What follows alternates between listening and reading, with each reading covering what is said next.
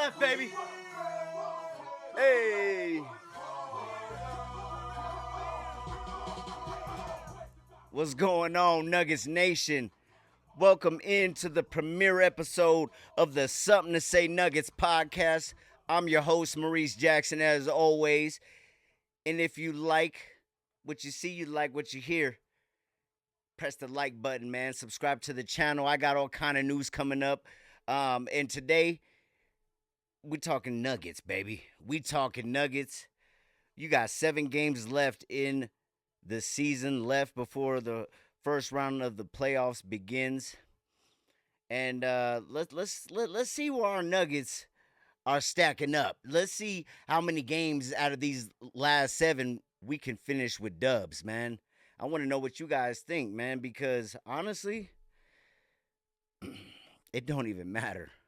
As long as Jokic is healthy, as long as Murray is healthy, this team can do whatever they want in the playoffs. Y'all know that. I know that. They already showed us. But we're gonna look at let's look at the games. All right, so you got 7 games left, right? You got one at home against the Timberwolves. I'm calling that a dub. We lost the last game to them, and they've kind of been a thorn in our heels for a while. Obviously, since last year, you know what I'm saying. And I see us pulling this one out. We gonna pull this one out, y'all. We gonna pull this one out at home, especially after Jokic was out 5 games. Got a good amount of rest. I don't believe he might be, tending to some injuries, the elbow or whatever. But I don't think that's stopping Jokic from doing what Jokic does. And they just wanted to give him some rest time. So you get the rest time. Then you play the Jazz. Actually, he played against the Bucks and the Jazz. I was at that Bucks game, by the way. Amazing, amazing. Um, and he went off like he always does. And then so you play 2 games Wednesday, Friday, and then they get Saturday, Sunday, Monday, and then most of Tuesday. So you get another 4 days off. That helps tremendously for the guys on the team, especially for Murray and Joker, and Gordon and anybody else who's nicked up right now. Those extra days are gonna help these guys going into this final stretch of the schedule. So I see us coming out. I mean, they could come out slow against the Timberwolves because they've been off for 4 days. It's possible, but I don't see that. I don't see that happening. I think they understand where they stand right now in the seedings, and they are currently third behind the Rockets, who they will face one more time before the season's over. Um, but they're only a game behind, really, and I think that the Nuggets will end up overtaking the Rockets for that second seed, which would obviously, depending on how the play out goes, the play in goes, uh, would determine who they end up playing from 7 through 10. And those spots right now are the Timberwolves, Clippers, Mavericks, and Kings. Um, the Suns are right behind the Kings at 11th, and they're only a game back. You got 36, 38, 35, 39 with those two. But I think the Nuggets are in a good spot right now, and Jokic is gonna get robbed, you guys. None of us Denver fans want this to happen or foresee this happening, but we know it's gonna happen because Shea Gildress Alexander is just the favorite right now, and that's just so I urge all Denver Nuggets fans to go vote for Jokic because he's putting up numbers that he's never put up before. He's a current 3-time MVP of the NBA, and yet voters fatigue is settling in across the NBA. You know, and it's crazy to me, honestly. He's putting up career numbers which is unheard of for him. You know, I'm not. I'll do another pod with what Jokic is doing in his career right now for you guys, and give Nuggets fans more perspective on on what he's really doing in the league, man, because it's immaculate and it's something that can't be taken for granted. No matter what your bits or gripes are about the Denver Nuggets and where they're gonna go in the future and what they're gonna do this year and how far they're gonna go, man, just live in the moment. Nuggets fans, live in the moment, man, because it's a great day and age in Colorado right now in sports in general. You got Deion Sanders over there signing a 5-year contract when nobody knew whether or not he was gonna be committed and stay committed to Colorado, and he's shown that he's gonna do that. And then you got our Denver Broncos, of course. Finding their franchise quarterback, man, and going into his second season, the excitement level and the expectations, not just from the team but from the fans, is at an all time high. Since Peyton Manning. And so with these Nuggets, man, you got the greatest player in the world in Nikola Jokic, and the one of the best playoff players when he's healthy in Jamal Murray. Um, and anything's possible. Anything's possible.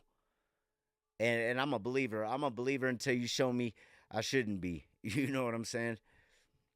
But with the Nuggets in third place right now, like I said, I think they'll get past the Timberwolves. I think they'll scrape by. I think that's going to be a good game, you guys. But I mean, if we lose, we lose.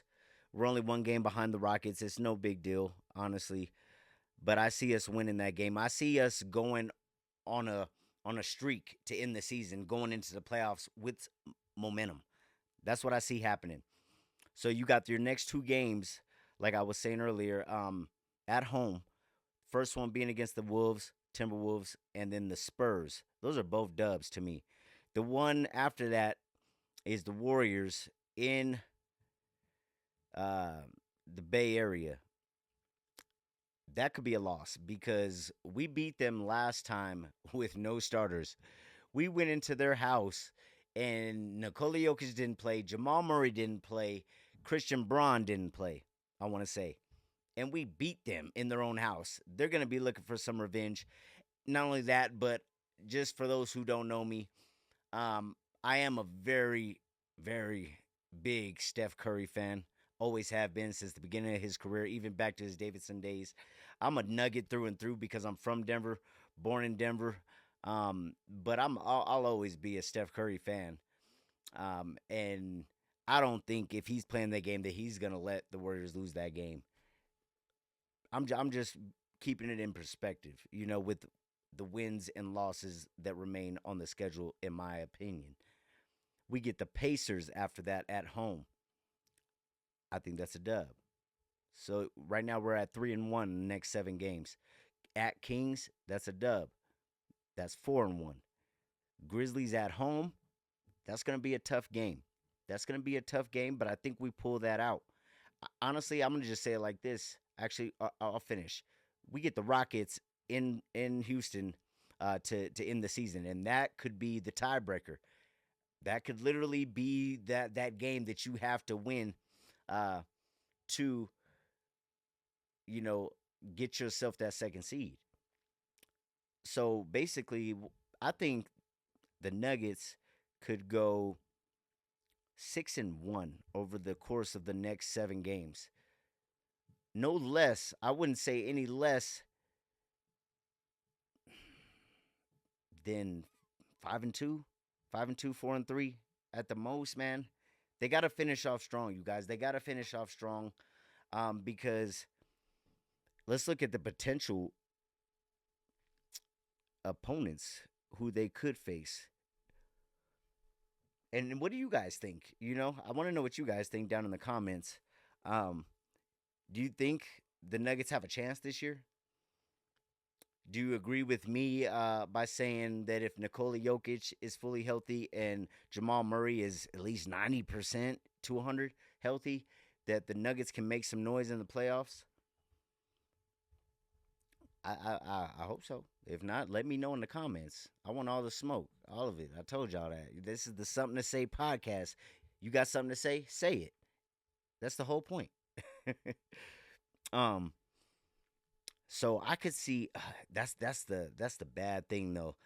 The Nuggets would probably be best served to stay put at the third position because if you stay there, you play who you play. You'd play the Warriors. If the season ended today, you'd play the Warriors. If you're in the second seed and the season ended today, you'd be playing the Timberwolves. The Timberwolves. And no, this is not the same Timberwolves team from last year, because obviously they don't have Carl Anthony Towns anymore, and that was that was a big deal. Him being on that team was a big reason why I think they were able to take the Nuggets out last year. But nevertheless, those are the two, and honestly, neither one of those matchups are overly favorable for the Nuggets because you can never count out Steph Curry and the Warriors. And now with Jimmy Butler over there, they've been playing outstanding.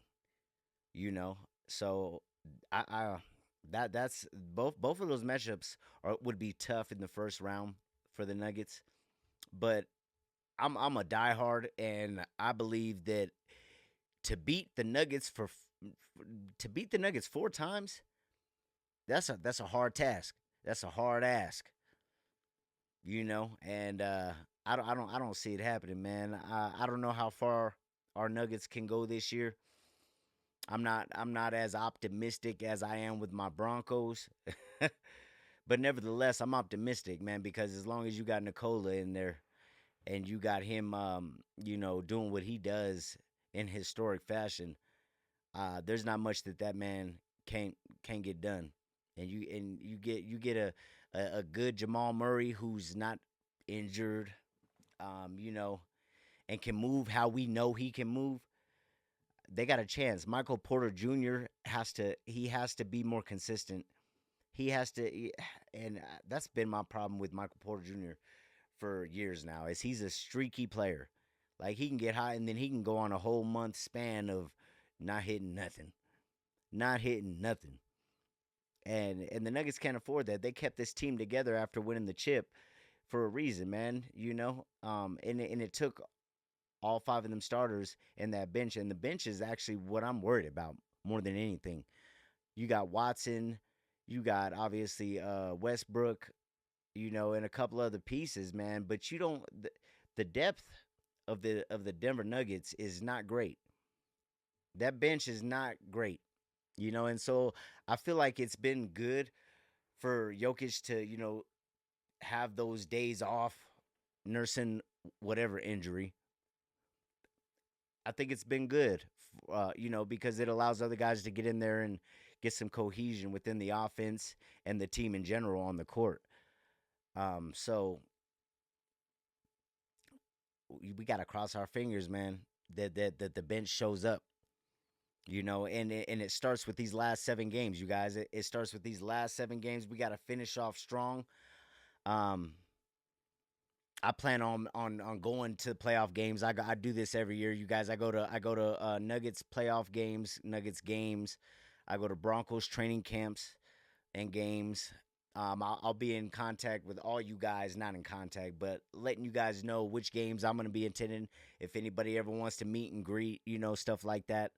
Um, I'm a diehard, of my state. So, with that being said, man, I think the Nuggets are in good position. I think we've got a squad, man, that just needs to gel, and kind of like with the NFL, you get hot at the right time, anything could happen, you know. And I feel like it's important for the Nuggets to end these last 7 games on a strong note, a really strong note. You know what I mean? And so we can go into the playoffs surging. And obviously, no matter who we play, we'll be at home for the first series. But just take it in, Nuggets fans. Take it in, man, because Nicola's not going to be around forever. Jamal Murray's not going to be around forever. The starting nucleus of the starting five, um, obviously Christian Braun being the fifth now, um, this is not going to be around forever, you guys. We gotta savor this, and no matter what the outcome is, we got one, you guys. We got one. It took them what 47 years, I want to say, to get that first chip. Hey, man, if you're somebody like me and you're 37 years old, and your whole 37 years of life got to see it happen one time when it had never happened even 10 years before you were born, man, hey man, we just gotta be thankful for what sports is bringing to Colorado as of late, man. Um, I hope everybody enjoyed the very first episode of the Something to Say Denver Nuggets podcast. I got all kind of content coming, you guys. I'm trying to expand. It's hard when you're doing a lot of this alone. It is, but it ain't nothing. It ain't nothing. I'm gonna build a team, and we're gonna get this thing going on different levels. Obviously with this being the second expansion with the Nuggets podcast, man. I appreciate everybody for joining. Thanks for watching, and until next time, go Nuggets.